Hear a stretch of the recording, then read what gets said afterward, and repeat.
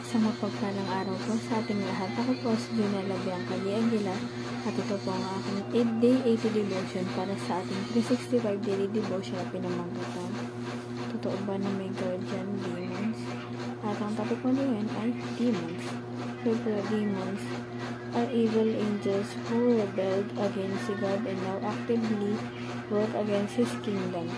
They deceive, tempt, and seek to destroy, but they remain under God's sovereign control. While their influence is real, they cannot overcome those who are in Christ. Believers are called to stand firm in faith, knowing that Jesus has already defeated the powers of darkness through His death and resurrection. Ang teachings po natin ngayon ay yung Bible verse po natin ngayon na matatagpuan sa Ephesians chapter 6 verse 12. Kaya po ito, For our struggle is not against flesh and blood, but against the rulers, against the authorities, against the powers of this dark world, and against the spiritual forces of evil in the heavenly realms. Sa Tagalog naman po, sapagkat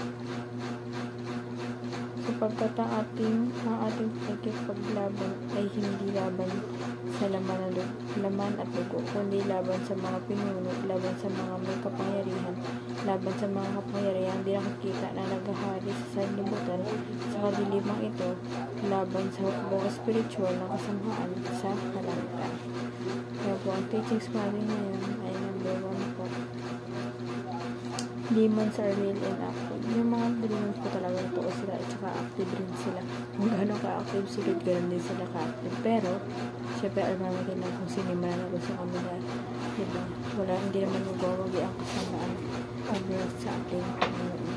Lagi siya nagwawagi sa kasamaan dahil mas malakas siya dahil siya ang pinakamakapangyarihan sa lahat dahil banal siya din. Number 2 po, demons deceive and lead people astray. Yung demon po kasi diba parang tinitempt nila kasi yung mga tao, diba? Nagawa ng samaan, nag-disibli yung mga tao na gumawa ng samaan, pero pag nakapres na talaga, may iwasan mo na yung mga gawain na gano'n. And may iwasan mo rin yung kahit daming demon na kapaligid, so hindi mo na sa ating Panginoon. Basta manalig lang tayo ng dasal, hingi tayo ng guidance sa Kanya. Number 3 po, demons have no authority over Christians. Medyo po, yung mga demons, wala silang karapatan sa mga Christian dahil sobrang po ng connection ng mga Christian sa ating Panginoon.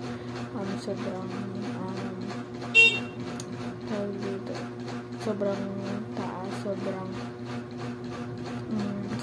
higpit ng kapit ng mga Christians sa ating Panginoon. Kaya sobrang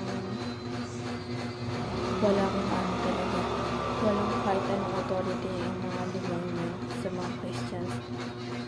Grabe yung pag-hold nito sa mga Christian na dahil gusto niya yung mga taong mga Christian, mga believers yan, mga followers niya, dahil gusto niya rin kaya ililigtas. Application sa mga po, flee from temptation and devil's scheme.